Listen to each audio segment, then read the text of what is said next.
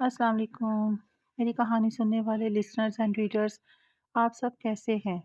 میں اللہ تعالیٰ کے ہاں پر امید ہوں کہ آپ لوگ اپنی فیملیز کے ساتھ دنیا کے جس کونے میں جہاں کہیں بھی آباد ہوں گے، آپ لوگ خوش ہوں گے، شاد ہوں گے، آباد ہوں گے۔ اللہ تعالیٰ آپ کو ہر آفت اور ہر مصیبت سے محفوظ رکھے۔ آپ نہ صرف اپنا بلکہ اپنی فیملیز کا بھرپور خیال رکھیے گا۔ اس وقت ناول کریشن کے پلیٹ فارم پر آپ سب سن رہے ہیں نمل احمد کا لکھا ہوا ایک خوبصورت ناول۔ آئیے شروع کرتے ہیں۔ جس کی اس کو ضرورت تھی۔ اب کہ اس نے زیادہ اعتماد سے پولیس آفیسر کو دیکھا اور بولی تو آواز ٹھنڈی تھی۔ فارس نے مجھے کال کی اور اسی نے مجھے کہا کہ اسی نے اپنے بھائی کو قتل کیا تھا اور یہ کہ اس کے پاس کوئی ایلیبائی نہیں تھا۔ سعدی نے کرنٹ کھا کر اپنے ہاتھ اس کے ہاتھ سے نکالا۔ بے حد بے یقینی سے اس کا چہرہ دیکھا جو فارس کے کہے تمام الفاظ من و ان دہرا رہی تھی۔ زمر، اس نے استجاب سے پکارا۔ زمر رکی، اپنے خالی رہ جانے والے ہاتھ کو دیکھا اور پھر سعدی کو۔ یہ اس کے لیے غیر متوقع تھا۔ آفیسر پوچھ رہا تھا کہ پھر کیا ہوا اور زمر سعدی کو دیکھ رہی تھی۔ وہ بالکل گنگ تھا۔ آپ کیا کہہ رہی ہیں؟ ماموں نے ایسا کچھ نہیں کیا۔ سعدی میں ادھر تھی۔ فارس نے مجھے کال کیا۔ اس نے یہ سب مجھے کہا، یہ سب جو میں نے ابھی لکھوایا ہے، اور پھر اس نے یہ کہا کہ وہ مجھے صرف ایک گولی مارے گا، وہ بھی دل میں، لیکن اس نے مجھے 3 گولیاں ماری۔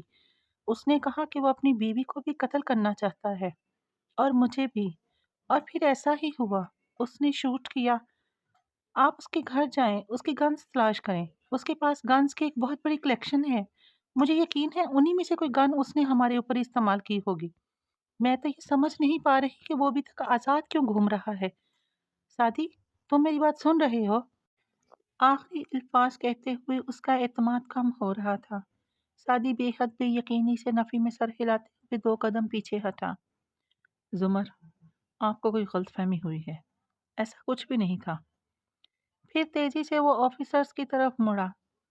آپ پلیز اس کو بند کر دیں، مجھے اپنی پھپھو سے بات کرنی ہے۔ یہ بیان اس کے بعد بھی لیا جا سکتا ہے، پلیز آپ ابھی باہر جائیں۔ وہ ان کو باہر بھیجنا چاہتا تھا۔ زمر کے چہرے کا رنگ بدلا، لب بھینچ گئے۔ اس نے قدرے غصے سے سعدی کو دیکھا۔ مجھے کوئی غلط فہمی نہیں ہوئی، میں نے اپنے کانوں سے سنا ہے۔ اس نے کہا اس نے اپنے بھائی کو قتل کیا ہے۔ اس نے کہا وہ اپنی بیوی کو اور مجھے قتل کرنے جا رہا ہے، اور اس نے ہم پہ گولی چلائی۔ یہ گولی فارس نے چلائی، میں اس بات کی گواہ ہوں۔ زمر پلیز خاموش ہو جائیں، کچھ بھی مت کہیں، یہ سب کوئی بہت بڑی غلط فہمی ہے، پلیز خاموش ہو جائیں۔ وہ بے حد الارمڈ سا ہو کر اس کو باز رکھنے کی کوشش کر رہا تھا، اور اس کو سمجھ نہیں آ رہا تھا کہ وہ کس طرح پولیس والوں کو وہاں سے نکالے۔ سعدی، میری بات سنو، میں سچ کہہ رہی ہوں، میرا دماغی توازن بھی بالکل برقرار ہے۔ میں کسی بھی پروسیس میں آ کر یہ بیان نہیں دے رہی۔ میں ڈسٹرکٹ پروسیکیوٹر زمر یوسف ہوں، میری ایک کریڈیبلٹی ہے، میں جھوٹ نہیں بول رہی۔ یہ سب فارس نے کیا ہے، اسی نے اپنے بھائی کو مارا، اسی نے ہمیں بھی مارنا چاہا۔ آپ اس کو بلا لیں، آپ اس کو میرے سامنے لا کر یہ سب پوچھ سکتے ہیں۔ زمر پلیز خاموش ہو جائیں۔ وہ تڑپ کر اس کو روکنے کی کوشش کر رہا تھا، لیکن زمر نے دیکھا سعدی کا ہاتھ اب اس کے ہاتھ میں نہیں تھا۔ اس نے اپنا خالی ہاتھ پیچھے کھینچ لیا۔ چہرے کے تاثرات مزید سرد ہو گئے۔ اے ایس پی سرمد آگے بڑھا، سعدی کے کندھے پہ ہاتھ رکھا اور تنبیہی انداز میں اس کو دیکھا۔ آپ باہر چلے جائیں، اور اگر آپ نے کال کر کے فارس قاضی کو متنبہ کرنے کی کوشش کی تو میں آپ کو قانون کی راہ میں رکاوٹ ڈالنے کے جرم میں گرفتار کر سکتا ہوں، اور مجھے امید ہے کہ آپ کوئی بھی ایسی حرکت نہیں کریں گے جس کا نقصان صرف اور صرف آپ کے ماموں کو ہوگا۔ دوسرے آفیسر نے دروازہ کھولا۔ وہ سعدی کو باہر جانے کا کہہ رہے تھے۔ وہ پھر بھی اس کو دیکھتی رہی، بظاہر سپاٹ سرد نظروں سے، لیکن ان میں جیسے بے چینی تھی، امید تھی۔ وہ ابھی آئے گا اور اس کا ہاتھ تھام کر کہے گا، میری پھپھو سچ کہہ رہی ہیں، میری پھپھو جھوٹ نہیں بول سکتی۔ مگر وہ بے یقین حق دک سا لڑکا مسلسل نفی میں سر ہلا رہا تھا۔ وہ سب غلط ہو رہا ہے، ایسا نہیں ہے، میرے ماموں ایسا نہیں کر سکتے، میں سچ کہہ رہا ہوں، میری بات سنیں، آپ پلیز یہ بیان روک دیں۔ مگر آفیسر نے اس کی اگلی بات نہیں سنی تھی۔ اس نے بہت عزت اور احترام سے اس کی کوہنی کو تھامے اس کو باہر کا راستہ دکھایا اور دروازہ بند کر دیا۔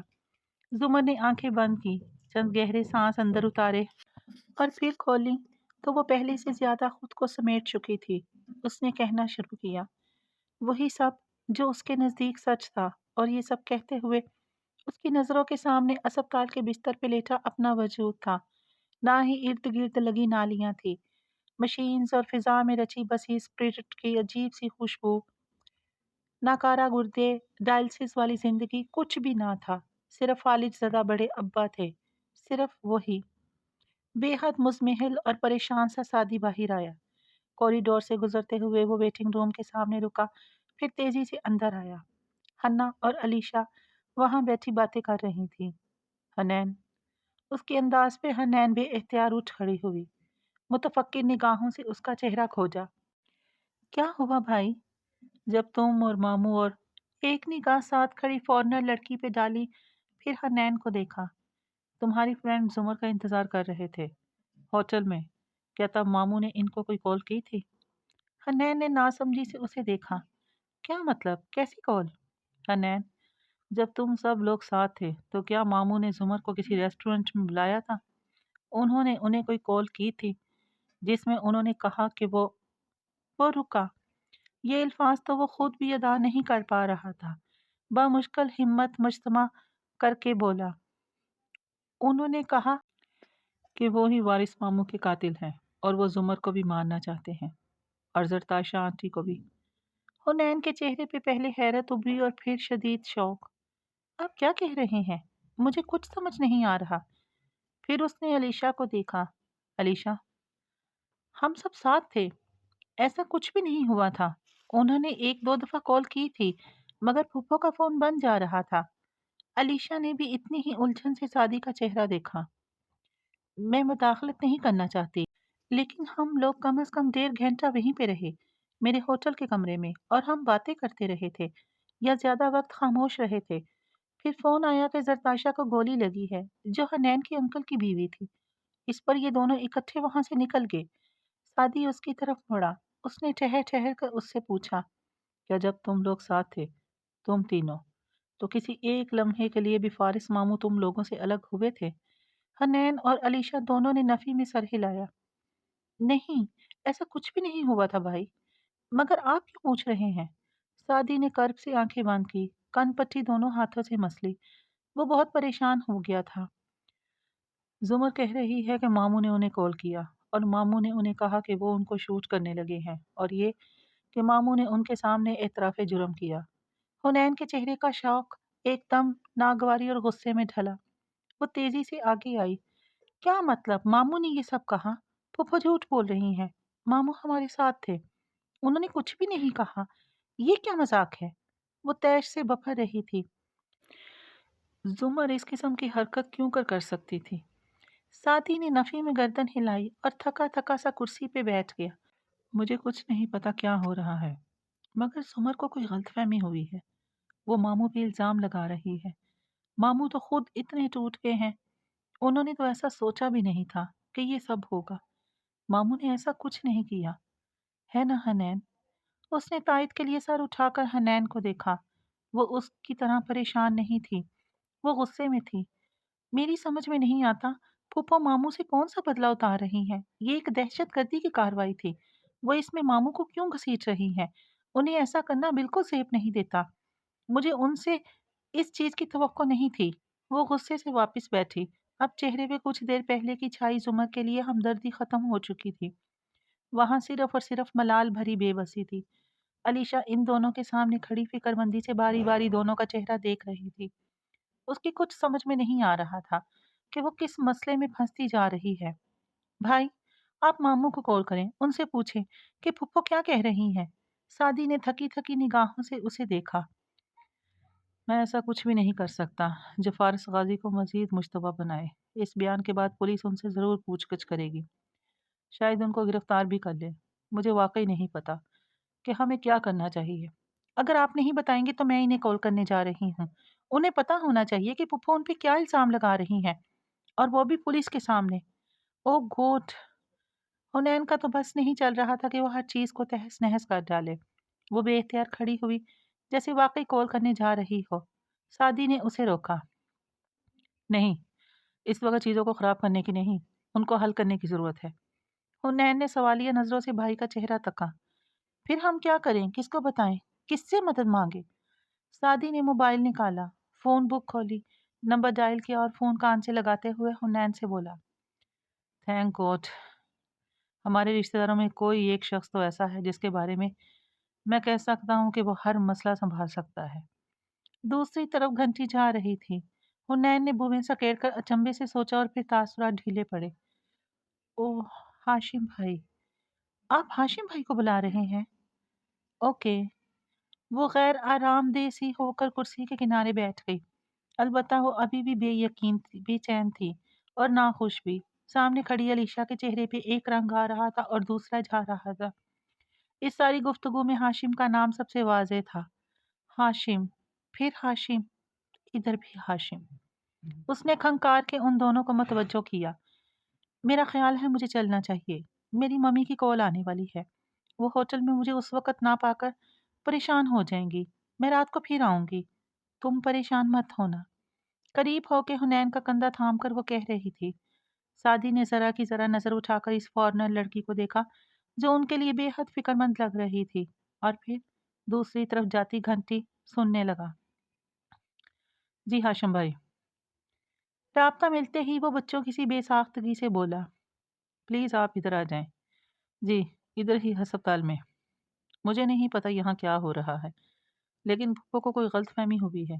آپ کو تفصیل یہاں آنے پہ بتاؤں گا، لیکن وہ ابھی پولیس کو اپنا بیان دے رہی ہیں، اور جو وہ بیان دے رہی ہیں وہ ہمارے خاندان کے لیے تباہ کن ثابت ہو سکتا ہے۔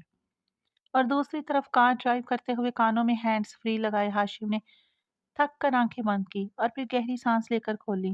بالآخر وہ بیان آ ہی گیا تھا جس کا وہ انتظار کر رہا تھا۔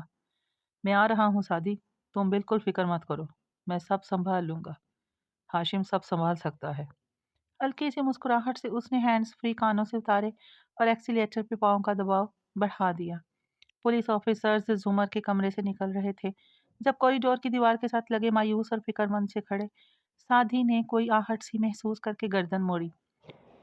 ریسیپشن کی طرف سے ہاشم چلتا ہوا آ رہا تھا۔ بلیک سوٹ میں ملبوس کلائی پہ بندی گھڑی دیکھتا، دوسرے ہاتھ میں موبائل پکڑے وہ تیز قدم اٹھاتا قریب آیا۔ تحکم اور رعونت سے ان آفیسرز کو دیکھا۔ وہ فوراً سیدھے ہوئے تھے۔ اے ایس پی نے مؤدبانہ انداز میں سلام کیا۔ ہاشم نے محض سر کے خم سے جواب دیا اور ان کو نظر انداز کر کے سعدی کی طرف آئے۔ مجھے مختصراً بتاؤ کہ ہوا کیا ہے؟ اور اسے تو جیسے ہاشم بھائی کے آنے سے بہت تقویت مل گئی تھی۔ وہ پریشانی سے تیز تیز بولتا، اس کو ساری صورتحال سمجھانے لگا۔ ہاشم کے لیے کچھ بھی نیا نہیں تھا، مگر بظاہر پوری توجہ سے سن کر اس نے سر ہلایا اور اسے وہیں رکنے کا کہہ کر کمرے کی طرف بڑھا۔ مجھے زمر سے اکیلے میں بات کرنی ہے۔ اندر موجود ڈاکٹر کو اس نے بس ایک فکرے سے باہر بھیجا۔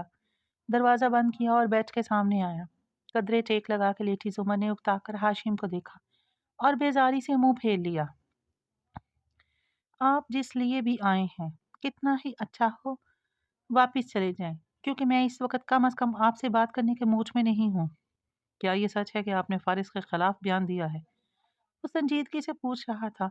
زمر نے واپس منہ اس کی طرف کیا اور بگڑے تاثرات سے بولی، آپ کو میرے بیان پہ جو بھی اعتراض کرنا ہے، جو بھی واہ ولا کرنا ہے، آپ کورٹ میں کر سکتے ہیں، کیونکہ میں اپنی کسی بات سے ایک قدم بھی پیچھے نہیں ہٹوں گی۔ ہاشم کے چہرے پہ ملال ابھرا اور بے یقینی بھی۔ وہ قریب آیا۔ میں جانتا ہوں کہ آپ مجھے کتنا ناقابل اعتبار سمجھتی ہیں، شوق سے سمجھیے، مگر آپ کے بارے میں ایک بات جانتا ہوں کہ آپ جھوٹ نہیں بولتی اور بلا وجہ کسی کے بارے میں اتنی بڑی بات نہیں کہہ سکتی۔ وہ جب بیزاری سے اس کو دیکھ رہی تھی قدرے چونکی، چہرے کے تاثرات ذرا نرم ہوئے۔ آپ کیا کہنا چاہ رہے ہیں؟ آواز میں البتہ وہی بے اتنائی اور خشکی تھی، جیسے وہ جلد از جلد ہاشم کی کمپنی سے چھٹکارا پانا چاہتی تھی۔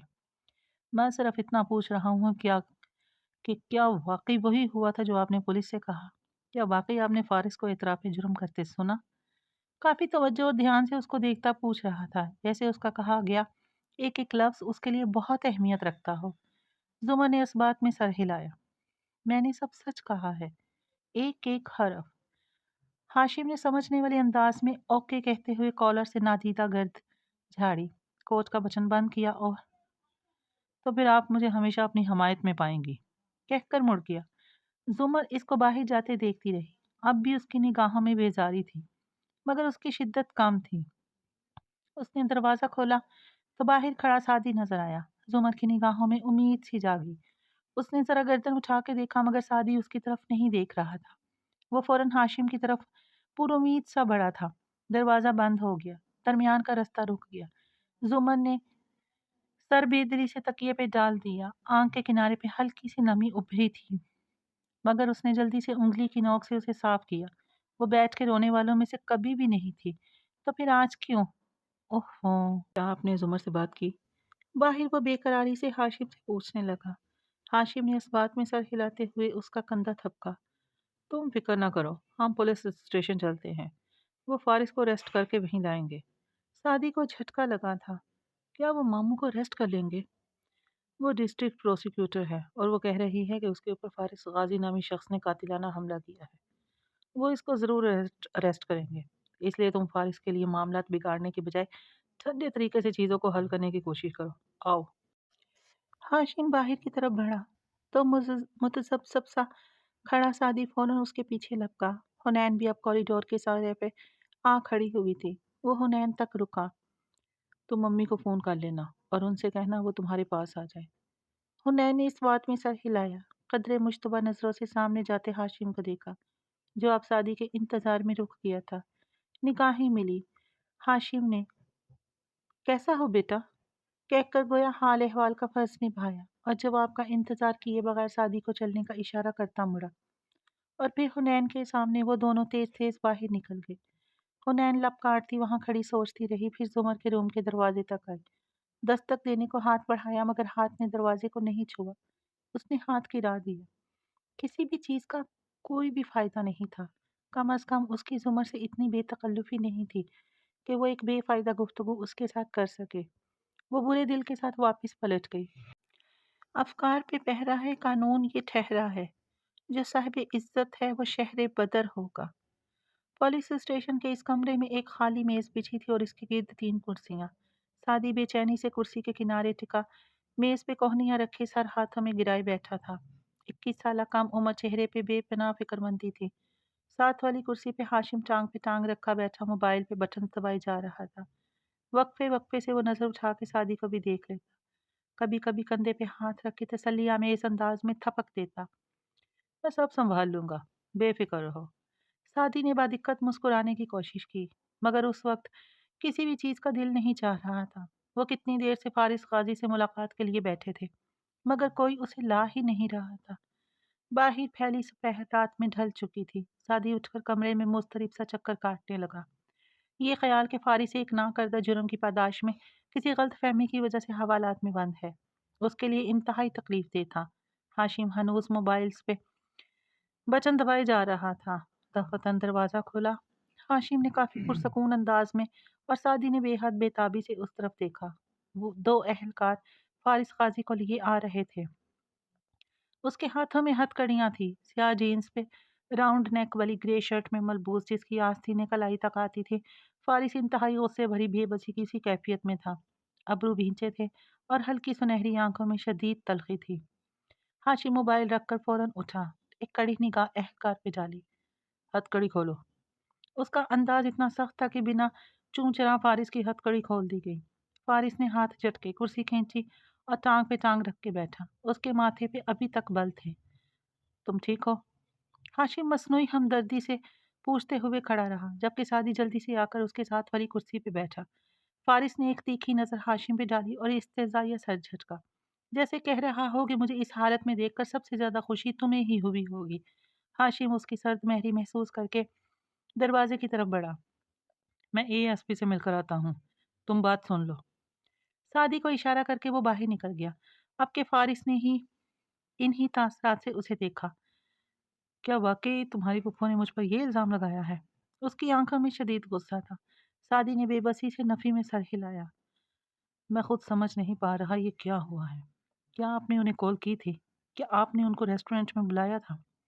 میں نے انہیں کسی ریسٹورینٹ میں نہیں بلایا تھا، ہوٹل میں بلایا تھا۔ حنین تھی، اس کی وہ دوست تھی۔ میں نے انہیں کوئی کال نہیں کی تھی۔ میں سمجھ نہیں پا رہا میڈم میرے بارے میں ایسی باتیں کیوں کر رہی ہیں؟ یہ سب جھوٹ ہے، بکواس ہے۔ اس نے تیش سے کہتے ہوئے میز پہ مکہ مارا۔ سادی پیچھے کو ہوا، لب کاٹتے ہوئے سوچنے لگا۔ اب کچھ صورتحال سمجھ میں آ رہی تھی، مگر انہوں نے کہا کہ آپ نے انہیں کال کر کے کہا ہے کہ آپ نے ہی وارث قاضی کا قتل کیا ہے، اور یہ بھی کہ ساتھ ہی رکا۔ اسے وہ تمام تکلیف دہ الفاظ یاد تھے جو زمر نے اس کے سامنے آفیسر کو بتائے تھے، اور یہ کہ میں تمہیں صرف ایک گولی ماروں گا زمر، اور اس طرح کی بہت ساری باتیں۔ وہ واقعی دوہرا نہیں پا رہا تھا، اسے شرمندگی ہو رہی تھی۔ آخر زمر اس قسم کی بات کیسے کر سکتی تھی؟ میں میڈم سے ایسی بات کیوں کروں گا؟ میرے پاس دو گواہ ہیں، حنین اور علیشہ۔ ہم سارا وقت ایک ساتھ رہے، میں نے کسی سے ایسی کوئی بات نہیں کی، اور میں اس کو کیسے گولی مار سکتا ہوں؟ میرے پاس تو اس وقت کوئی گن بھی نہیں تھی۔ مگر جو گولی پپھو کو ماری گئی تھی وہ علیشہ کے کمرے کے ساتھ والے کمرے کی کھڑکی سے ماری گئی، اور جب پولیس نے وہاں پہ چھاپا مارا تو وہاں موجود گن آپ کی تھی، اس پر آپ کے فنگر پرنٹس تھے۔ یہ وہی امریکن گن تھی جو آپ نے بلیک میں پشاور سے خریدی تھی، اور آپ کے نشان لگے گلاس اور کٹلری بھی وہاں سے قبضے میں لی گئی ہے۔ فنگر پرنٹس کے رزلٹس آگے ہیں۔ وہ کمرہ بھی آپ کے نام بک تھا، اور ہوٹل کے اس فلور کے سی سی ٹی وی کیمراز میں بھی خراب تھے۔ سو آپ علیشہ کے کمرے میں گئے یا دوسرے کمرے میں، کوئی ثبوت نہیں ہے، اور اس پہ مستعد زمر کا یہ بیان ہے۔ میں کچھ بھی نہیں سمجھ پا رہا، آخر ہو کیا رہا ہے فارس ماموں؟ وہ ہاشم کی بتائی گئی معلومات جو آئین زمر کے بیان کے بعد منظر عام پہ لائی گئی تھی دہراتا گیا۔ آخر میں اس کی بے بسی بھی جیسے برہمی میں بدلنے لگی۔ ہاشم واپس آ گیا تھا اور اب خاموشی سے کرسی پہ بیٹھا تھا۔ فارس نے اب کے غور سے اس کا چہرہ دیکھا۔ تم یہ کہنا چاہ رہے ہو کہ میں جھوٹ بول رہا ہوں، میں بکواس کر رہا ہوں؟ ہاں، میں صرف اتنا پوچھ رہا ہوں، کیا آپ نے پپھو کو کال کی تھی؟ میں نے کسی کو کوئی کال نہیں کی۔ میں میڈم سے ایسی بات کیسے کر سکتا ہوں؟ میں انہیں گولی مارنے والا ہوں؟ ربش! گولی مارنے سے پہلے کون بتاتا ہے؟ اس نے اشتعال سے سر جھٹکا، جیسے بس نہ چل رہا ہو۔ اس میز کو اٹھا کر سادی کے اوپر دے مارے۔ سادی ایک دم رک کر اسے دیکھنے لگا، اجنبی عجیب نظروں سے۔ میڈم کون؟ تمہاری پپھو اور کون؟ فارس اکھڑا اکھڑا سا بولا۔ آپ زمر کو میڈم کہتے ہیں، رائٹ؟ اس کے ذہن میں جیسے الارم بج رہا تھا۔ قدرے پرجوش سا ہو کر وہ آگے کو ہوا۔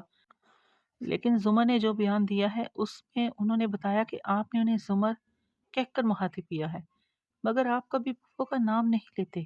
مجھے یاد ہے آپ ہمیشہ ان کو میڈم کہتے تھے۔ او ڈیم! ہاشم نے کراہ کر گویا آنکھیں بند کی۔ اسکرپٹ لکھنے میں ذرا سی غلطی کتنی تباہ کن ثابت ہو سکتی تھی۔ فارس نے ہلکے سے شانے اچکائے۔ اس سے کیا فرق پڑتا ہے؟ وہ ابھی تک سادی کی بات کا مطلب نہیں سمجھا تھا۔ سادی تیزی سے کھڑا ہوا۔ میں جانتا ہوں آپ نے کچھ نہیں کیا، آپ سچ کہہ رہے ہیں، آپ نے واقعی انہیں کوئی کال نہیں کی، آپ فکر مت کریں۔ اس نے تسلی دینے والی انداز میں فارس کے کندھے پہ ہاتھ رکھا۔ ہاشم بھی اٹھ کھڑا ہوا۔ میں باہر انتظار کر رہا ہوں تمہارا، اور باہر نکل گیا۔ ہاشم بھائی بہت جلد آپ کو یہاں سے نکال لیں گے۔ ہاں، فارس نے استہزائیہ سر جھٹکا۔ ہاشم اور میرے لیے کوشش کرے گا؟ کبھی بھی نہیں۔ وہ جو کر رہا ہے وہ بھی صرف دکھاوے کے لیے ہے۔ میں اس کو جانتا ہوں، اپنا مطلب نہ ہو تو وہ کسی کی مدد نہیں کرتا۔ سادی نے متعجب سا ہو کر اسے دیکھا۔ وہ ان پہلے لوگوں میں سے تھے جنہوں نے آپ کی بے گناہی پہ یقین کیا تھا۔ کم از کم ان کے بارے میں آپ کو اتنا منفی نہیں ہونا چاہیے۔ آپ تسلی رکھیں، ہاشم بھائی آپ کو بہت جلد رہا کروا لیں گے۔ فارس شاکی سا کچھ بڑبڑا کر چپ ہو گیا۔ اس کی آنکھوں میں پہلے چند دن سے چھایا ملال اور کرب اب شدید غصے میں ڈھل رہا تھا۔ آخر زمر نے اس پر اتنا بڑا الزام کیا سوچ کر لگایا ہے؟ وہ اچھی طرح جانتی تھی کہ فارس قتل نہیں کر سکتا، یا شاید وہ کسی اور کی جگہ اس کا نام لے رہی تھی، شاید وہ کسی اور کو کور کر رہی تھی، پتہ نہیں۔ اس نے سر جھٹکا۔ سعدیہ باہر جا رہا تھا، اسے جلد از جلد پھپھو سے ملنا تھا۔ جب رات کے پردے سے پھر رات نکل آئی، اس وقت کدھر جائیں جو اہل نظر ہوگا؟ اسپتال کے کمرے میں وہی دوائیوں کی بو پھیلی تھی۔ زمر با دستور اسی طرح لیٹی تھی، اس کی بیران نگاہیں چھت پر تھیں۔ ذہن میں جانے کیا چل رہا تھا۔ سعودی جب اندر آیا تو دیکھا زمر کا چہرہ پہلے سے بہت زیادہ مرجھایا ہوا اور رنگت ہلدی کی مانند لگ رہی تھی۔ اس کا ٹوٹا ہوا دل مزید ٹوٹ گیا۔ وہ قریب آیا، زمر کی آنکھوں میں کرب اترا اور ساتھ ہی گردن میں ابھر کر ڈوبتی گلٹی سی نظر آئی۔ سعدی مزید قریب آیا، یہاں تک کہ اس کے کندھے کے ساتھ آ کھڑا ہوا۔ زمر اپنی نگاہیں پوری اٹھا کر اس کو دیکھ رہی تھی۔ سعدی، اس نے مجھ پہ گولی چلائی، میں نے خود سنا، تمہیں مجھ پہ یقین ہے نا؟ چند گھنٹے پہلے پولیس آفیسرز کے سامنے سپاٹ، سنجیدہ اور مضبوط سی پروسیکیوٹر اب بہت کمزور لگ رہی تھی۔ اس کے انداز میں بھی بسی بھی تھی، خوف بھی مکڑی کے جالے کا سامان تھا، معلوم نہیں کب ٹوٹ جاتا۔ سعدی نے اسے سنجیدگی سے دیکھا۔ فارس غازی نے آپ سے کیا کہا تھا فون پہ؟ اس نے مجھے کہا کہ وہ مجھے صرف ایک گولی مارے گا۔ نہیں، مجھے ان کے الفاظ بتائیے، ایک ایک لفظ۔ زمر کی آنکھوں میں چمکتی امید مزید گہری ہوئی۔ مکڑی کے جالے کا سامان مضبوط ہوا۔ وہ پہلے سے زیادہ پر اعتماد ہو کر بولی۔ اس نے کہا، میں صرف تمہیں ایک گولی ماروں گا زمر، دل میں، اور مگر فارس غازی نے آپ کو کبھی آپ کے نام سے نہیں پکارا، وہ ہمیشہ آپ کو میڈم کہتے تھے۔ وہ ایک دم بالکل رک کر تعجب سے اسے دیکھنے لگا۔ فارس غازی نے آپ کو کوئی کال نہیں کی تھی، آپ کو فارس نے گولی نہیں ماری تھی، ان کو سیٹ اپ کیا گیا ہے۔ کچھ تو ہے جو آپ چھپا رہی ہیں، پلیز مجھے سب کچھ بتائیے، ایک ایک بات۔ زمر بالکل متحیر سی اس کو دیکھے گئی، بنا پلک جھپکے، جیسے سانس تک رک گیا ہو۔ ساتھی، تم کہہ رہی ہو کہ میں جھوٹ بول رہی ہوں؟ میں کہہ رہا ہوں کہ آپ کچھ چھپا رہی ہیں، صرف اس بنیاد پہ کہ وہ مجھے میرے نام سے نہیں پکارتا تھا۔ اس نے گولی بھی تو مجھ پر پہلی دفعہ ہی چلائی تھی، بہت ساری چیزیں پہلی بار ہی ہوتی ہیں۔ وہ جھوٹ نہیں بول رہے، انہوں نے آپ کو کوئی کال نہیں کی۔ آپ بتائیے، کچھ ہے جو آپ چھپا رہی ہیں؟ آپ وارث ماموں کے ٹارگٹ کیس کی فائلز نکلوا رہی تھی، کیا آپ کسی کو کور کر رہی ہیں؟ کیا کوئی آپ کو یہ سب کہنے پر مجبور کر رہا ہے؟ یہ خدشہ ہاشم نے راستے میں ظاہر کیا تھا، یوں ہی سرسری سا، مگر سعدی کے ذہن میں اس نے جڑ پکڑ لی۔ زمر کے دل پہ کسی نے پیر رکھ دیا تھا۔ اس کی آنکھوں میں گلابی سی نمی اتری، لب بھینچ گئے۔ تم یہ کیا کہہ رہے ہو کہ میں جھوٹ بول رہی ہوں؟ زمر، آپ مجھے سب کچھ سچ سچ کیوں نہیں بتاتی؟ اس کی آواز بلند ہونے لگی تھی۔ تمہیں معلوم ہے سعدی، وہ کیا تکلیف ہے جو میں نے پچھلے کچھ دنوں میں سہی ہے؟ میرے گردے سایاں ہو گئے ہیں، میرا باپ مفلوج ہو گیا ہے، میری زندگی کی ساری امیدیں ٹوٹ گئی ہیں، میں کبھی نارمل نہیں ہو سکوں گی۔ ایسے وقت میں بھی تمہیں لگ رہا ہے کہ میں جھوٹ بول رہی ہوں؟ تمہیں فارس زیادہ قابل اعتبار لگ رہا ہے؟ کیا تم مجھے نہیں جانتے؟ وہ متحیر بے یقین تھی۔ میں آپ کو جانتا ہوں، اسی لیے کہہ رہا ہوں، آپ کوئی بات مجھے نہیں بتا رہی، آپ کچھ چھپا رہی ہیں، کہیں نہ کہیں کچھ غلط ہے۔ علیشہ کہہ رہی ہے، حنین کہہ رہی ہے، ماموں ان کے ساتھ تھے، انہوں نے کوئی کال نہیں کی، دو تین لوگ جھوٹ نہیں بول رہے۔ وہ ناراضی سے اسے دیکھ کر تیزی سے بولا۔ زمر کے ابرو غصے سے اکٹھے ہوئے، اس نے کوہنی کے بل قدرے اٹھنے کی کوشش کی۔ ہاں ٹھیک ہے، وہ سب سچ بول رہے ہیں، ایک میں جھوٹ بول رہی ہوں۔ تمہیں نہیں کرنا میرا اعتبار مت کرو، لیکن میں دنیا کی ہر عدالت میں جا کر اس کے خلاف گواہی دوں گی۔ میں پوری دنیا کو بتاؤں گی کہ کس طرح اس نے میرے اوپر گولی چلائی، اپنی بیوی کو مارا، اپنے بھائی کو مارا، میری زندگی برباد کر دی۔ سعدی نے غصے سے مٹھیاں بھینچ لی۔ آپ کو پتا ہے آپ کا سب سے بڑا مسئلہ کیا ہے زمر؟ جب آپ کے دماغ کی سوئی ایک بات پہ اٹک جاتی ہے تو پھر وہ وہاں سے نہیں ہٹ سکتی۔ آپ اس کے آگے پیچھے ہر قسم کی سوچ کا دروازہ خود پہ بند کر لیتی ہیں۔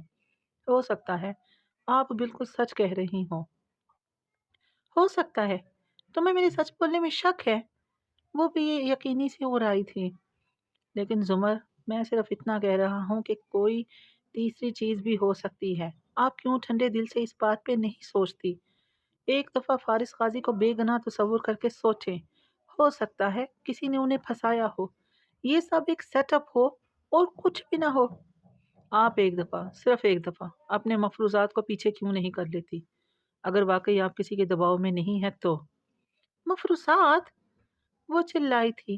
میں کتنی دفعہ کہہ چکی ہوں، میں نے اس کی آواز سنی ہے، اس کا فون آیا تھا مجھے، اس نے مجھ پہ گولی چلائی۔ میں فارس کی آواز پہچانتی ہوں، میں جانتی ہوں وہ فارس ہی تھا۔ ہر چیز کی سینس بنتی ہے سوائے اس کے کہ تم میری بات سننا نہیں چاہتے۔ تمہیں مجھ پہ اعتبار نہیں ہے، ٹھیک ہے سعدی، مت کرو اعتبار مجھ پہ، لیکن ایک وقت آئے گا جب عدالت اس کو سزا سنائے گی، اور جب وہ مجرم ثابت ہوگا اور وہ خود اعتراف جرم کرے گا، تب میں تم سب کے چہرے دیکھنا چاہوں گی۔ تم، حنین، بھابھی، کوئی بھی میری بات پہ یقین نہیں کر رہا، میں جانتی ہوں، لیکن تم لوگ دیکھو گے، ضرور دیکھو گے۔ تیز تیز بول کر وہ ہانپنے لگی تھی، سر تکیے پہ گرا دیا۔ سعدی خفگی سے پیچھے ہوا۔ ایک یہی سب سے بڑا مسئلہ ہے آپ کا، آپ کسی دوسرے کی کوئی بات سمجھتی نہیں ہے، آپ سمجھنے کے لیے بات نہیں سنتی، آپ جواب دینے کے لیے بات سنتی ہیں۔ آپ اپنے خیالات میں اتنی فکسڈ ہو جاتی ہیں کہ آپ کسی نئے تصور کے لیے اپنا ذہن کھلا نہیں رکھتی۔ آپ کو خود بھی پتا ہے کہ آپ غلط کہہ رہی ہیں، مگر اور زمر کے لیے یہ بہت تھا۔ نکل جاؤ میرے کمرے سے، اب بھی اور اسی وقت یہاں سے چلے جاؤ، مجھے اکیلا چھوڑ دو، مجھے تم سے کوئی بات نہیں کرنی۔ اس نے چلاتے ہوئے بازو اٹھا کر دروازے کی طرف اشارہ کیا۔ سعدی بھی غصے سے کھڑا اسے دیکھتا رہا۔ وہ اتنی ضدی کیوں ہو رہی تھی؟ وہ اس کی بات کیوں نہیں سمجھ پا رہی تھی؟ آپ کو صرف اس بات کا غصہ ہے کہ میں نے آپ کو یہ کیس لینے کے لیے کیوں کہا۔ یہ کہ اس کیس کی وجہ سے آپ کی شادی ڈیلے ہو رہی تھی۔ آپ اس کیس کا غصہ فارس ماموں پہ نکال رہی ہیں، اور کوئی بات نہیں ہے۔ آپ ایک دفعہ پھر وہی کر رہی ہیں۔ ان کی بیوی کا قتل ہوا ہے، ہمارا خاندان تباہ ہو چکا ہے، اور آپ اپنی ضد کو لے کر بیٹھی ہوئی ہیں۔ زمر، آپ ایسا کیوں کر رہی ہیں؟ نکل جاؤ میرے کمرے سے اور دوبارہ مت آنا، میں تمہاری شکل بھی نہیں دیکھنا چاہتی اس وقت۔ جاؤ سعدی، وہ زور سے چلائی، پانی سے گاڑا۔ نکل جاؤ میرے کمرے سے اور دوبارہ مت آنا، میں تمہاری شکل بھی نہیں دیکھنا چاہتی اس وقت۔ جاؤ سعدی، وہ زور سے چلائی۔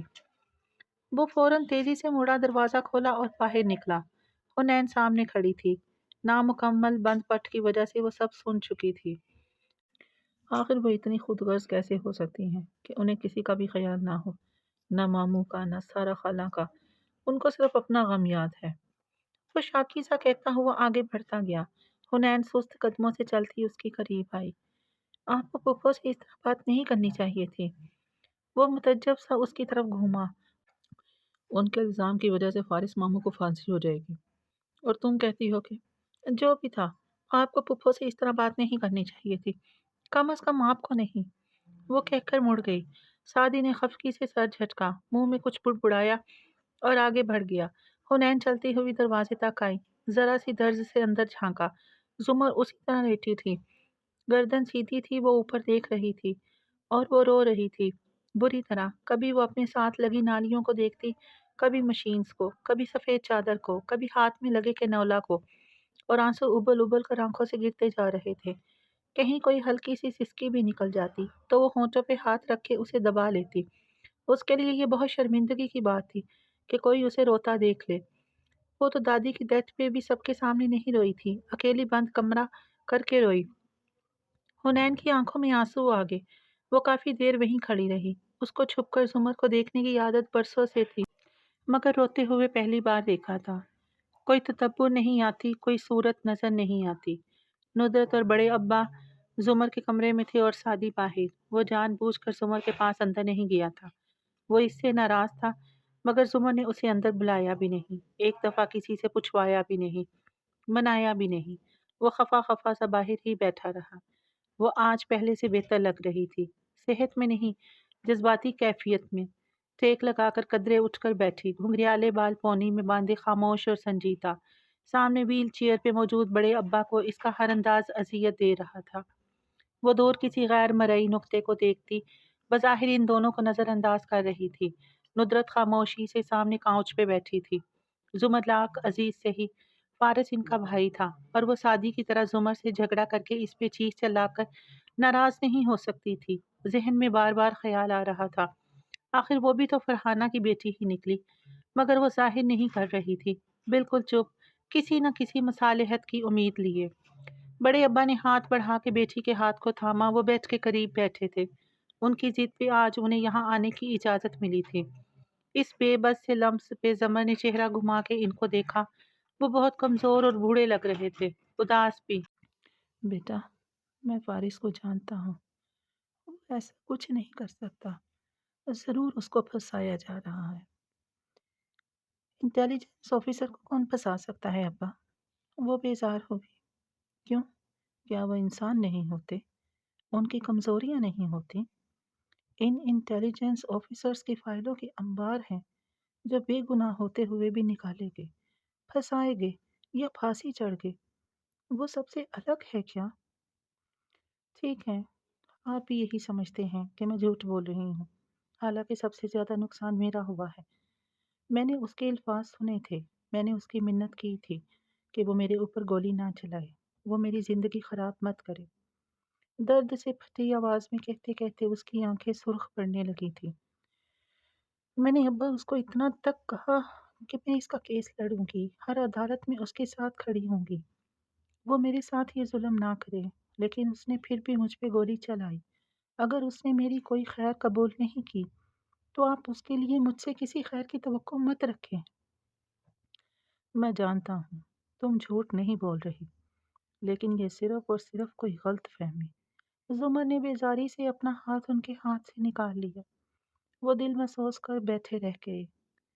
آپ لوگ پلیز مجھے اکیلا چھوڑ دیں، جس کو مجرم سمجھنا چاہیے اس کے لیے آپ کے دل میں ہمدردی ہے تو ٹھیک ہے، ہمدردی لینے کا مجھے بھی شوق نہیں، میں جیسی ہوں ویسی ہی ٹھیک ہوں۔ ایسے کیوں سوچتی ہو؟ ہم انتظام کر رہے ہیں، بہت جلد کوئی کڈنی ڈونر مل جائے گا، تمہیں کبھی ڈائلسس پر نہیں آنا پڑے گا، تم دوبارہ سے صحت یاب ہو جاؤ گی۔ وہ سپاٹ چہرے کے ساتھ گردن پھیر کر کھڑکی کی طرف دیکھتی رہی۔ ندرت آہستگی سے اٹھی، اس کے قریب آئی اور بیڈ کی پائنتی پہ بیٹھی منت بھری بے بسی سے اس کو دیکھا۔ زمر، میرے لیے کیا تم اپنا بیان واپس نہیں لے سکتی؟ فارس جیل چلا جائے گا، اس کو سزا ہو جائے گی، وہ برباد ہو جائے گا۔ اس نے زخمی نگاہوں سے ندرت کا چہرہ دیکھا۔ اور میں بھابھی، میری خوشیاں، میرے غم، ان کا کیا؟ آپ سب کو لگتا ہے کہ میں اپنی ضد پر اڑی ہوئی ہوں، شکایت آمیز نظر اپنے باپ پر ڈالی، لیکن آپ لوگ یہ نہیں سوچتے کہ میرے پاس ضد کرنے کے لیے کچھ بچا نہیں ہے، میں تباہ ہو چکی ہوں۔ اب فارس برباد ہو یا آباد، مجھے اس سے کوئی ہمدردی نہیں ہے۔ میں نے اس کی عزت کی ہمیشہ، کیونکہ مجھے انسان کے اندر کی اچھائی پہ یقین ہوتا ہے، مگر میں غلط تھی۔ وہ ایسا ہی ہے جیسا لوگ اس کے بارے میں کہتے تھے۔ آپ اس کے لیے مجھ سے کوئی امید نہ رکھیں، کیونکہ میں آپ سب کی نااعتباری سہ سکتی ہوں، لیکن فارس کو معاف نہیں کر سکتی۔ وہ گردن موڑ کر پھر سے کھڑکی کو دیکھنے لگی۔ یہ ایک اشارہ تھا کہ اب وہ لوگ چلے جائیں۔ ندرت شکستگی سے اٹھی، بڑے ابا کی ویل چیئر کے پیچھے آئیں اور انہیں لیے باہر نکل گئی۔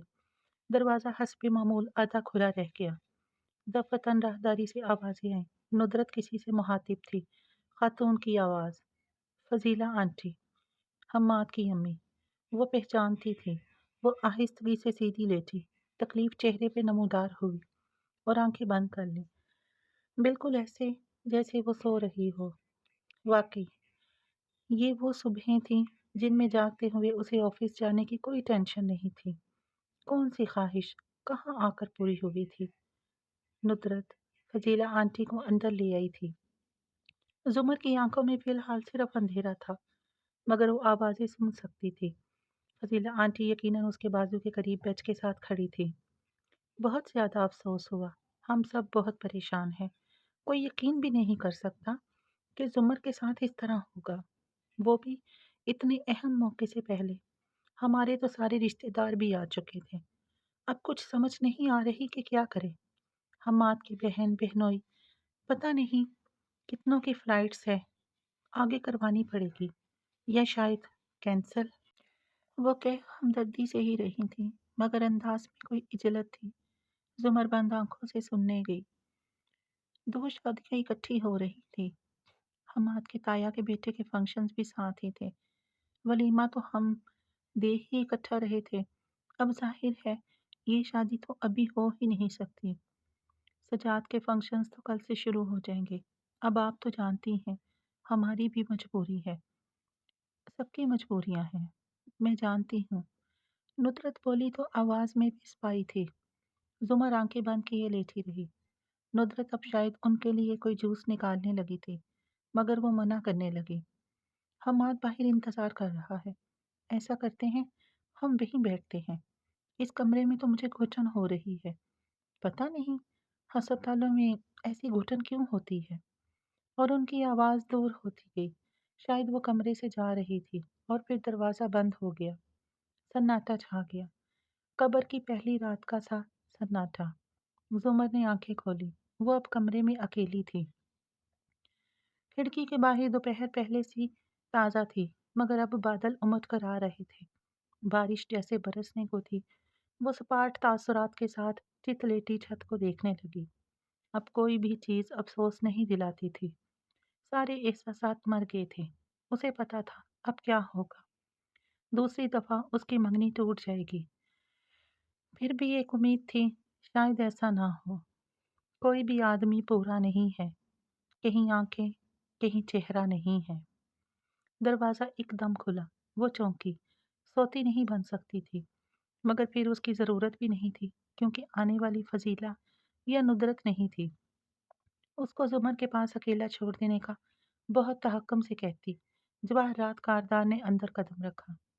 बंद गले के सब्ज गाउन, लंबी सफ़ेद हील, बालों का नफीस सा जोड़ा बनाए जवान और स्मार्ट सी जवाहरात मुस्कुराती हुई अंदर दाखिल हुई।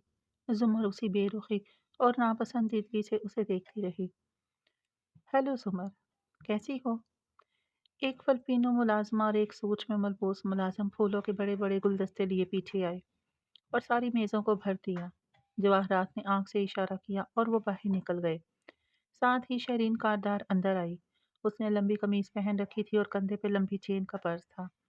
सुनहरे बोब कट बालों में हाथ फेर कर उन्हें पीछे करती मसनूई सी मुस्कुराहट लिए वो जुमर के करीब रुकी और जैसे तारुफ करवाया। मैं मिसिस हाशिम कारदार हूँ। हम पार्टी में मिले थे। जुमर ने सर के खम से उन दोनों के रस्मी कलमात का जवाब दिया, जैसे वो शदीद खौफ में मुब्तला हो। जवाहरात ने जुमर की तरफ इशारा करते हुए जैसे शहरीन को बताया, जुमर यूसुफ पब्लिक प्रोसिक्यूटर हैं। हाशिम ने यकीनन तुमसे जिक्र किया होगा। शहरीन ने मुंह में कुछ चबाते हुए लापरवाही से शाने उचकाए। जी, आई नो, डीए हैं ये यहाँ की। वो जुमर की तरफ मुड़ी। सो डीए, कैसी हो तुम? उसको जैसे अपने अंदाजे तहातुब पे खुद ही लुत्फ आया था। जुमर ने रुखाई से बहुत अच्छी कहकर नजरों का रुख खिड़की की तरफ फेर लिया। वहां दोपहर बादलों से स्याह पड़ती जा रही थी। आप बैठिए मिसिस कारदार, मैं बाहर जाती हूँ, यहाँ बोर हो जाऊंगी।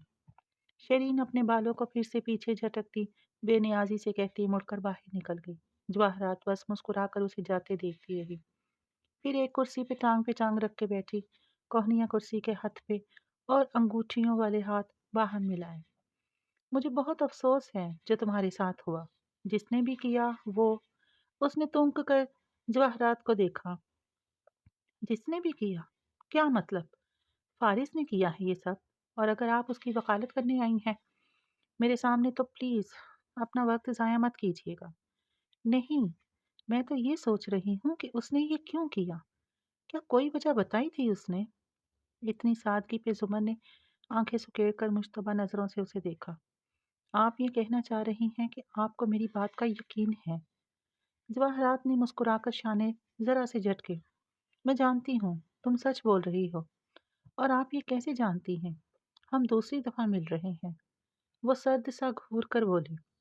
अगर ये इससे करीब होने की कोशिश थी, तो वो हाशिम की माँ को इसमें कामयाब नहीं होने देगी, क्योंकि मैं इस अजियत को पहचानती हूँ जो गलत समझे जाने वाले सही लोगों के चेहरों पे होती है। जुमर की मशकूक अंदाज में उभरी आंखों में उलझन उभरी। और आप मुझसे दूसरी दफा मुलाकात में मेरा चेहरा कैसे पढ़ सकती हैं? जवाहरात उठी और कदम कदम चलती खिड़की तक गई। बाहर बारिश की नन्ही नन्ही बूंदें जमीन पे गिर रही थीं। वो चंद लम्हे खिड़की से बाहर देखती रही, फिर मुड़ी तो चेहरे से मुस्कुराहट गायब थी। उसकी जगह अफसोस था। मुझे वाकई दुख है जो कुछ तुम्हारे साथ हुआ। काश ये सब ना हुआ होता, क्योंकि इस चीज ने तुम्हारी जिंदगी बर्बाद कर दी। और ज्यादा दुख की बात यह है कि कोई तुम्हारी बात पे यकीन नहीं कर रहा। हाशिम के बारे में मैं कुछ नहीं कह सकती। وہ کہہ رہا ہے اسے تم پہ یقین ہے، تو یقیناً ایسا ہوگا، لیکن جہاں تک میری بات ہے، میں تمہیں نہیں جانتی۔ ہو سکتا ہے تم جھوٹ بول رہی ہو سکتا ہے سچ، لیکن میں یہ ضرور جانتی ہوں کہ جب کسی کو درست ہوتے ہوئے ناقابل اعتبار سمجھا جائے تو اس کی حالت کیا ہوتی ہے۔ زمر کے تنے تاثرات قدرے ڈھیلے پڑے تھے، مگر لہجے کی رکھائی برقرار تھی۔ کم از کم میری فیلنگز آپ نہیں سمجھ سکتی۔ آپ اپنی زندگی میں بہت عیش و آرام سے رہنے والی ایک ملکہ ہیں۔ آپ کی ایک سلطنت ہے۔ آپ کو ہم جیسے لوگوں اور ہمارے مسائل کی سمجھ نہیں آ سکتی۔ جواہرات تلخی سے مسکرائی۔ اس کی پشت پہ موجود کھڑکی کے شیشے پہ پانی کی بوندیں تڑ تڑ گرنے لگی تھی۔ میں واقعی ایک ملکہ ہوں، اس میں کوئی شک نہیں۔ میں اور میرا شوہر اس شہر کے بہترین کپلز میں چوتھے نمبر پہ شمار کیے جاتے ہیں۔ لیکن کیا تم یہ جانتی ہو کہ میں اس کی دوسری بیوی ہوں؟ زمر نے بری طرح چونک کر اسے دیکھا۔ لب، اوہ، میں سکڑے۔ پہلی بیوی تو مر گئی، اس کے بعد کتنی آئیں؟ میں نے حساب رکھنا چھوڑ دیا۔ اب یاد ہے تو صرف نفرت، جو میں اس سے کرتی ہوں، مگر ڈرتی بھی ہوں۔ ملکہ بننا بھی آسان نہیں ہوتا۔ زمر کے چہرے کی ناگواری اب خاموشی میں بدل گئی تھی۔ وہ دھیان سے سن رہی تھی۔ ہم سب اندر سے چکنا چور ہوتے ہیں۔ میں بہت سی باتیں اپنے شوہر سے کہہ نہیں سکی۔ ایک دن آئے گا جب میں کہوں گی، جب میرے اندر کی شیرنی غرائے گی، لیکن تب تک۔ اس نے بارش سے بھیگتے شیشے سے ہاتھ اٹھایا، مڑی اور کرب سے مسکرائی۔ تب تک مجھے مصنوعی مسکراہٹوں کے ساتھ کھیلتے رہنا ہوگا۔ وہ واپس چلتی ہوئی آئی، کرسی پہ بیٹھی، اسی تمکنت اور رونت سے اور موتی کے ایئرنگ پہ انگلی پھیرنے لگی۔ اور دوسری ملاقات میں تمہیں یہ سب میں کیوں بتا رہی تھی؟ تاکہ یہ سمجھا سکوں کہ اگر تم آج اپنے انتقام کے لیے کھڑی نہ ہوئی تو کبھی نہیں ہو سکو گی، اور اگر تم اس سفر میں اکیلی بھی رہ جاؤ، میں تب بھی تمہارا ساتھ دوں گی۔ زمر ایک ٹھیک اسے دیکھے جا رہی تھی۔ چہرے کی ساری تلخی، بے رخی، بیزاری سب غائب تھا۔ جواہرات نے کلائی پہ بندھی گھڑی دیکھی، اٹھ کھڑی ہوئی۔ مجھے جانا ہے، ایک میٹنگ میں، پھر ملاقات ہوگی۔ آپ بیٹھیے نا، وہ بے اختیار بولی تو اپنی آواز میں نرماہٹ محسوس ہوئی۔ جواہرات نے مسکرا کر نفی میں سر ہلایا۔ کسی کا اعتماد حاصل کرنے کے لیے اپنی ذات کا ایک ٹکڑا توڑ کر اسے دکھانا ہوتا ہے۔ میں نے یہ کر لیا، مگر تکلیف مجھے بھی ہوئی ہے، اس لیے اب چلوں گی۔ نرمی سے کہتی وہ مڑ گئی۔ آنکھ کا ایک کونا بھیگ گیا تھا۔ اورنگزیب، اس کی گئی تذلیل، دکھ، بے وفائی، سب یاد آ گیا تھا، مگر باہر نکلنے تک وہ خود کو سنبھال چکی تھی۔ ویٹنگ روم میں حنین اسی طرح بیٹھی تھی، بال پتہ نہیں کب کے برش کیے ہوئے، بد دل، مرجھائی ہوئی سی۔ سادی اس کے مقابل اداس سا بیٹھا تھا۔ بار بار نگاہیں پھوپھو کے کمرے کی طرف جاتی، راہداری کی طرف اٹھتی، پھر جھٹک کر بڑبڑا کر خود کو روک لیتا۔ دفتن کسی آہٹ پر اس نے سر اٹھایا۔ چوکھٹ میں شہرین کھڑی تھی۔ سادی بے اختیار اٹھ کھڑا ہوا۔ اس نے اشارہ کیا، باہر بلانے کا اشارہ۔ حنین اپنی سوچ میں گم تھی۔ وہ خاموشی سے اٹھ کر شہرین کے پاس آیا۔ وہ راہداری میں کھڑی تھی، سینے پہ بازو لپیٹے، فرصت سے اس کو آتے دیکھتی رہی۔ جی کہیے مسز کارتر۔ آئی ایم سوری، میں تم سے ایکسکیوز کرنا چاہتی تھی۔ میں نے تمہارے ساتھ زیادتی کر دی تھی۔ شیر اور تمہارے بیچ مجھے نہیں آنا چاہیے تھا۔ سادی نے چونک کر اسے دیکھا، پھر آنکھیں چندیا کر اس کی ذہنی حالت جانچنا چاہی۔ It's okay. وہ بغور اس کے تاثرات پڑھنے کی کوشش کر رہا تھا۔ گڈ، یعنی کہ اب ہم اچھے دوست بن سکتے ہیں۔ ہوں؟ وہ ہلکا سا مسکرائی۔ اس کی گال کی ہڈی اٹھی ہوئی تھی۔ جب مسکراتی تو آنکھیں چھوٹی ہو جاتی۔ کیا آپ کو مجھ سے کوئی کام ہے؟ ابھی نہیں ہے، ہو سکتا ہے مستقبل میں ہو۔ اس نے ابرو اچکائے۔ آپ بے فکر رہیے، نہ میں نے کچھ سنا تھا، نہ میں کسی کو کچھ بتاؤں گا۔ اس نے پچھلے سال کی اس بھولی بسری بات کی جانب اشارہ کیا۔ تم بے فکر رہو، کیونکہ ہاشم کو پتہ چل گیا تھا۔ سادی نے چونک کر اسے دیکھا۔ کیا؟ یہی کہ میرا اپنے کزن کے ساتھ افیئر چل رہا ہے، اور دیکھو اس نے میرے ساتھ کیا کیا ہے۔ اس نے کفتان شرٹ کا کھلا آستین اوپر اٹھایا، کندھے کے قریب بازو کی جلد سامنے آئی۔ اس میں جامنی سیاہ سے نیل تھے، کٹ بھی لگے تھے۔ سادی بالکل ساکت سا رہ گیا۔ یہ یہ میرے شوہر نے مجھے پیٹا تھا۔ اب اس بات کو کافی دن گزر چکے ہیں۔ یہ پارٹی کے بعد کی بات ہے، اس لیے مجھے بالکل بھی کوئی ڈر نہیں رہا کہ تم کسی کو کچھ بتاؤ گے۔ کیونکہ مجھے کوئی ڈر نہیں ہے تو میرے خیال سے ہم اچھے دوست بن سکتے ہیں۔ آستین نیچے کیا، دوبارہ سے مسکرائی، اس کے کندھے کو ہلکا سا تھپکا جیسے ہاشم تھپکتا تھا، اور مڑ کر کوریڈور میں آگے چلتی گئی۔ سادی جز بز سا اس کو جاتے دیکھتا رہا۔ عجیب سی تھی وہ، اس نے سوچا۔ اوہ، سر جھٹکا اور آگے چلتا آیا۔ کچھ حقیقت تو ہوا کرتی تھی افسانوں میں، وہ بھی باقی نہیں اس دور کے انسانوں میں۔ زمر کے کمرے کے قریب سامنے ندرت، فضیلہ اور حماد کے ساتھ کھڑی تھی۔ وہ خاموشی سے ان کے پاس جا کھڑا ہوا۔ حماد اکھڑا اکھڑا سا لگ رہا تھا۔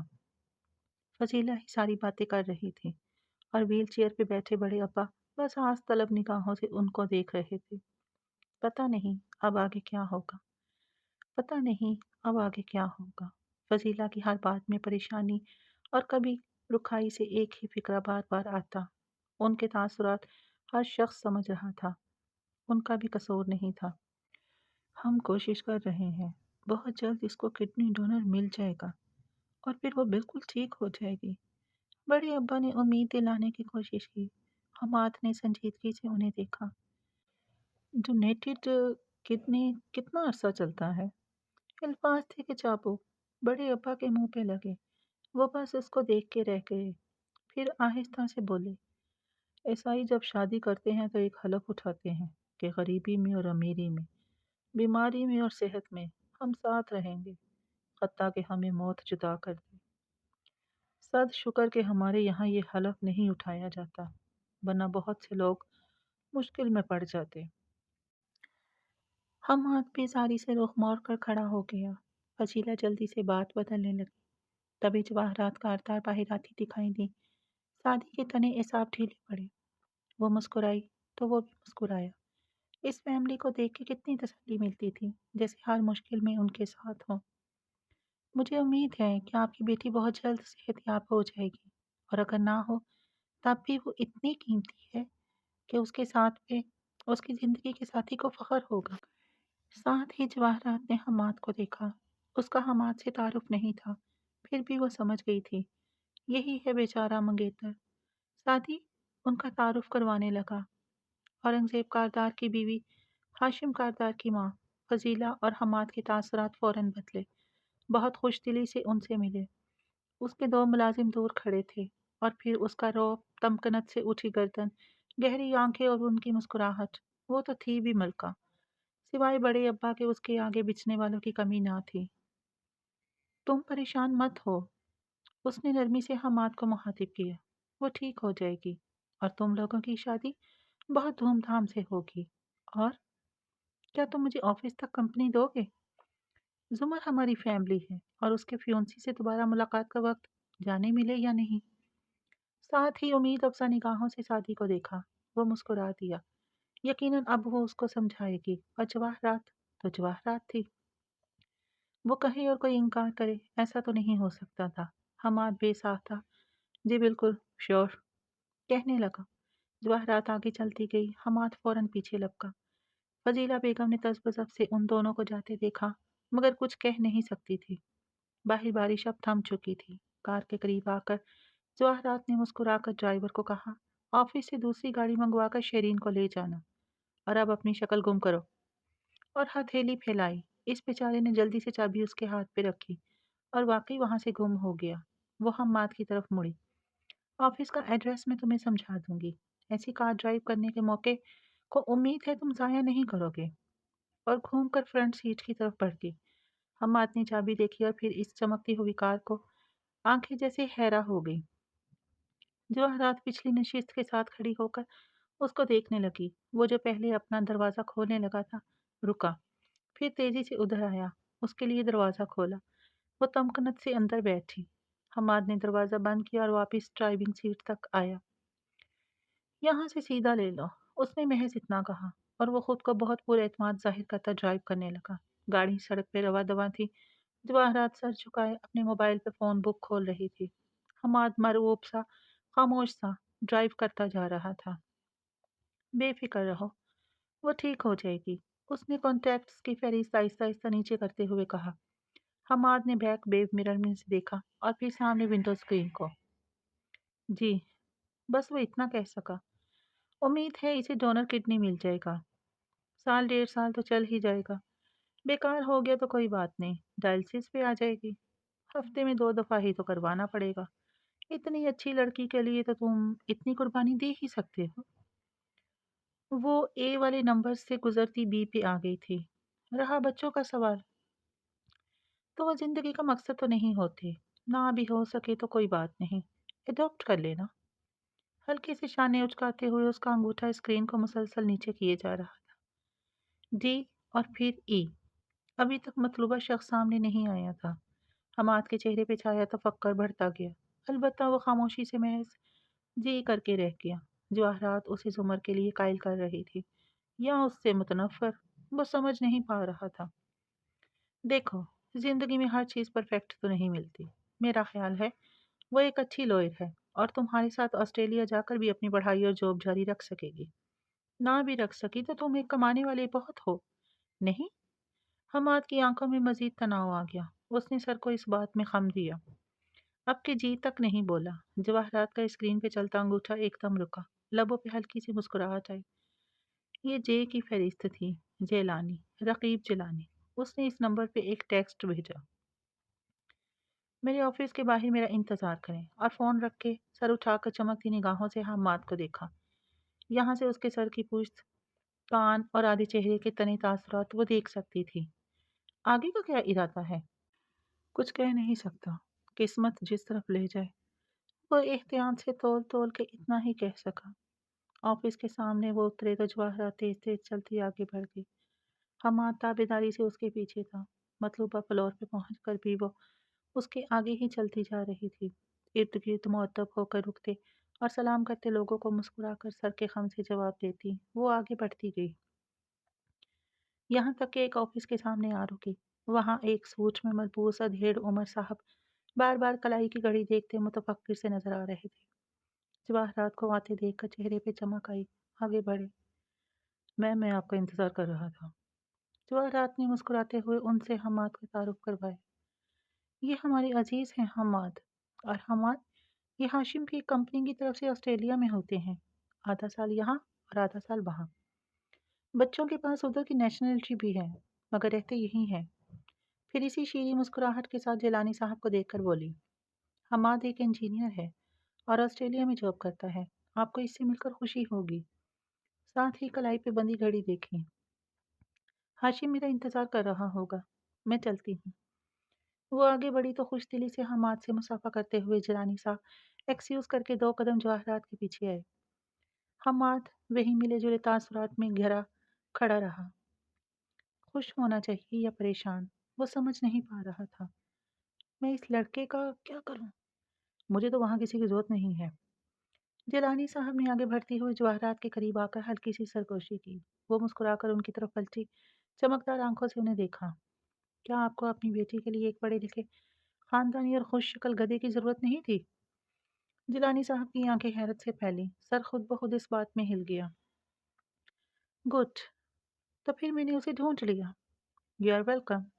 ان کے تھینکس کا انتظار کیے بغیر وہ مڑ کر آگے بڑھ گئی۔ جیلانی صاحب آپ کے زیادہ گرم جوشی سے مڑے اور حماد کے کندھے پہ ہاتھ رکھے اسے اپنے ساتھ آگے لے گئے۔ وہ ہاشم کے آفس میں آئی تو وہ ریوالونگ چیئر پہ بیٹھا تھا، کوہنیاں میز پہ رکھے انگلیوں کے پوروں سے آنکھیں مسل رہا تھا۔ کوٹ پیچھے ٹنگا تھا اور شرٹ کے کف مڑے ہوئے تھے۔ تمہارے اور شیرین کے درمیان کوئی لڑائی ہوئی ہے؟ آنکھوں سے ہاتھ ہٹا کر ہاشم نے چونک کر اسے دیکھا۔ چہرے پہ تعجب ابھرا۔ آپ کو کس نے کہا؟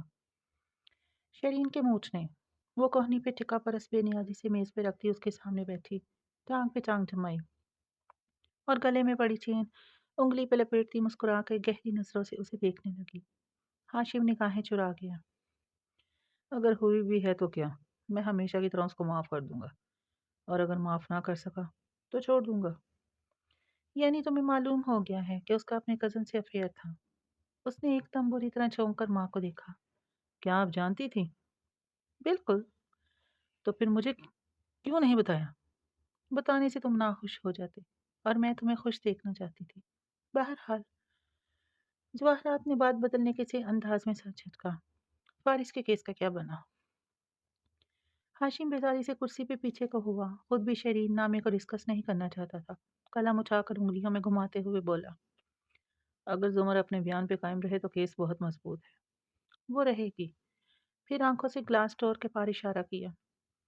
ہاشم نے اس طرف دیکھا۔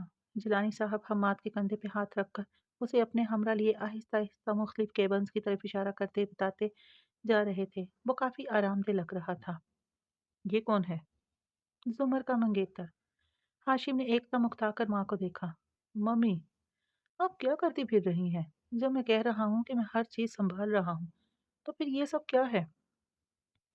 میں نے کچھ نہیں کیا، صرف ایکسیلیٹر پہ پاؤں رکھا ہے۔ یہ منگنی ویسے ہی ٹوٹ جانی تھی۔ جتنی جلدی ٹوٹے گی اتنا زیادہ زمر اپنے بیان پہ قائم رہے گی، ورنہ تم اس کے خاندان کو جانتے ہو، وہ اسے بیان بدلنے پر مجبور کر سکتے ہیں۔ ہاشم کے لیے اتنا بہت تھا۔ اس نے موبائل اٹھایا اور کوٹ کا بٹن بند کرتے ہوئے کھڑا ہوا۔ رات کو کھانے پہ ملتے ہیں، کہتا ہوا باہر نکل گیا۔ کوریڈور سے گزرتے ہوئے جیلانی صاحب نے اسے دیکھ کر گرم جوشی سے حماد سے تعارف کروانے کی کوشش کی۔ یہ ہاشم، مگر وہ ایک نظر بھی ڈالے بغیر سخت تاثرات کے ساتھ آگے بڑھتا گیا۔ اورنگزیب کے آفس کا دروازہ زور سے کھولا۔ وہ اندر اپنی کیمپین کے لوگوں اور اس پی کیب والے کنسلٹنٹ کے ساتھ مصروف نظر آ رہے تھے۔ ہاشم نے سخت نگاہوں سے صرف ایک اشارہ کیا اور وہ سب اپنی اپنی چیزیں اٹھائے باہر نکل گئی۔ اورنگزیب قدرے تشویش سے اسے دیکھنے لگے۔ وہ میز کے سامنے آیا اور بولا، میں علیشا کے معاملے کو سنبھال لوں گا، لیکن پھر آپ کو ایک قربانی دینی پڑے گی۔ اور وہ کیا؟ وہ فارس کی علی بھائی ہے۔ اگر آپ چاہتے ہیں کہ وہ لڑکی چپ چاپ یہاں سے چلی جائے تو پھر وہ فارس کے حق میں بیان نہیں دے گی۔ علیشا کے جانے کا مطلب ہے فارس جیل سے نہیں نکلے گا۔ اورنگزیب کاردار ماتھے پہ بل لیے اس کو سنتے رہے۔ چند لمحے کی خاموشی چھائی رہی۔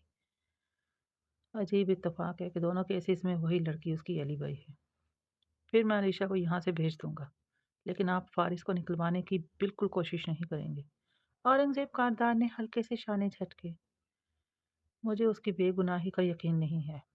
یقیناً اس نے علیشا کو کچھ دے کر اس گواہی پہ مجبور کیا ہوگا۔ تو ٹھیک ہے، وہ چلی جائے، یہ زیادہ بہتر ہے۔ ہاشم ان کو سنجیدہ نظروں سے دیکھتا مڑ گیا، تیز تیز چلتا باہر آیا۔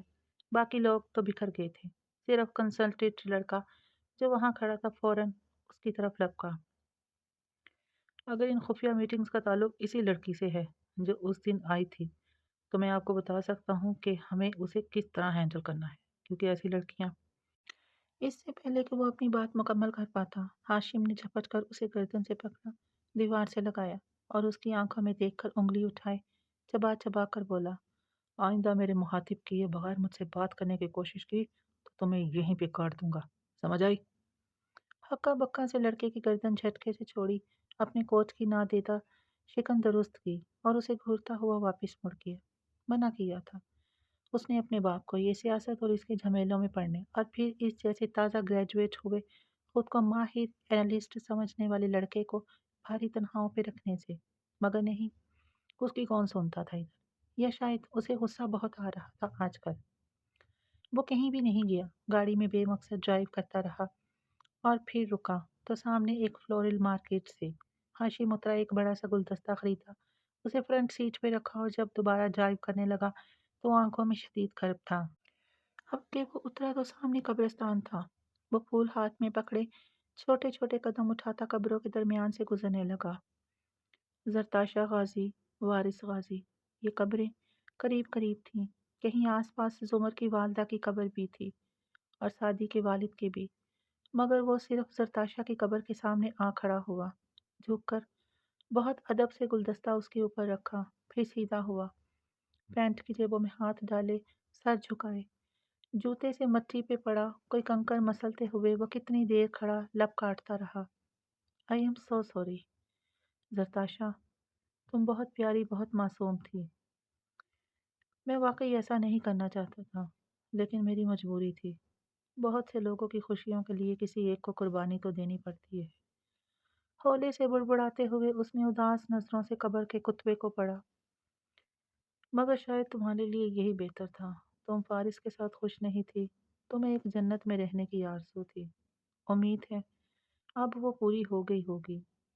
زیادہ امید ہے کہ فارس بھی جلد تمہیں جوائن کر لے گا۔ تم دونوں ہم سے زیادہ خوش رہو گے۔ تمہارے لیے اچھا ہی ہوا۔ سر اس بات میں ہلاتے اسے جیسے تسلی ہوئی۔ پھر بھی وہ کافی دیر وہاں کھڑا رہا۔ بارش کے بعد کی گیلی ہوئی مٹی کی سوندھی خوشبو اور قبروں کا سناٹا آس پاس خاموشی سے تیرتا رہا۔ ہم سے ہمارے حال کی تفصیل پوچھیے۔ ہمدردیوں کے نام پر سازش بہت ہوئی۔ ماحول میں عجیب سا تناؤ تھا۔ سادی مسترب اور بے بس سا کھڑا سلاخوں کے پار دیکھ رہا تھا۔ جہاں فارس نفی میں سر ہلاتا دائیں سے بائیں ٹہل رہا تھا، اس کے چہرے پہ شدید غصہ تھا، جیسے بس نہ چلتا ہو وہ کسی کا گلا دبا دے۔ پھر ایک دم وہ سامنے آیا، دونوں ہاتھوں سے سلاخوں کو پکڑ کر اسی تیش سے سادی کو دیکھا۔ میں نے نہ کوئی کال کی تھی، نہ میں اس دوہرے قتل میں ملوث ہوں۔ اگر تمہاری پھپھو یہ بات بار بار کر رہی ہے تو اس کا مطلب ہے وہ جانتی ہے یہ سب کس نے کیا، اور وہ کسی کو کور کر رہی ہے۔ گنگرے والے بالوں والے لڑکے کے چہرے پہ چھائی ندامت میں حزن بھر گیا۔